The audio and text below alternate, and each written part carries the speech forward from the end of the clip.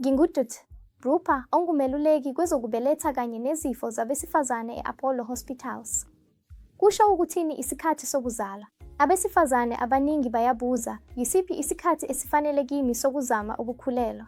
Ngakho kubalulekile ukuqonda umjikelezo wakho wokuya esikhathini ukuze wazi iwindi lakho lokuzala. Ngokuvamile, kusukela osukwini lokuqala lokuya esikhathini kuze kube usuku lokuqala lokuya esikhathini okulandelayo yilona elibizwa ngokuthi umjikelezo wakho wokuya esikhathini. Lokhu kuvamise ukuba phakathi kwezinsuku ezingama-28 kuya kwezingama-30, kodwa noma yini ephakathi kwezinsuku ezingama-20 one kuya kwezingama-30 five kubhekwa njengokuvamile. Ngokuvamile, ukukhishwa kweqanda kwenzeka izinsuku eziyi-14 ngaphambi kokuthi uqale ukuya esikhathini futhi.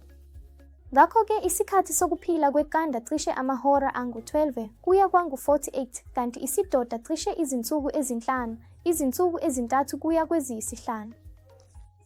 Ngakho-ke uma ubala izinsuku ezinhlanu ngaphambi kokuvuthwa kuze kube usuku lwe-ovulation, futhi usuku olulodwa noma ezimbili emva kokuvuthwa yisikhathi esihle lapho amathuba okukhulelwa ekhulu.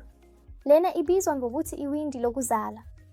Ngakho-ke, uma ubude bomjikelezo bungu-28 izinsuku, kusukela osukwini lwe-10 kuya kosuku lwe-16 noma lwe-17 yilapho iwindi lokuzala likhona.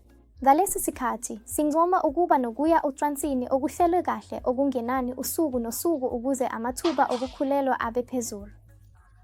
Kodwa kwesinye isikhathi ubude bomjikelezo bungahluka kakhulu. Ngakho-ke uma imijikelezo yakho ingajwayelekile, khona-ke ungakwazi ukubala ukuthi yimuphi umjikelezo wakho omfushane kanye nomjikelezo omude kakhulu. Thatha umjikelezo wakho omfushane kakhulu, ususe ku-18 ukuze uthole usuku lokuqala lwewindi lakho lokuzala. Thatha umjikelezo wakho omude kakhulu bese ususa u-11 ukuze uthole usuku lokugcina lwewindi lakho lokuzala.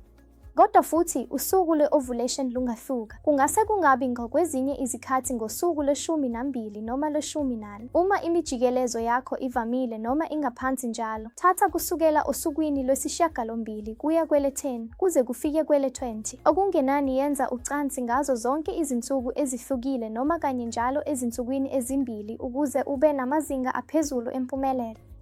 Kodwa uma imijikelezo yakho ingavamile kakhulu, ihlukahluka kakhulu, khona-ke mhlawumbe ungathatha usizo lukadokotela wakho ukuze ubone ukuqapha i-ovulation yakho bese wenza ucansi olunesikhathi.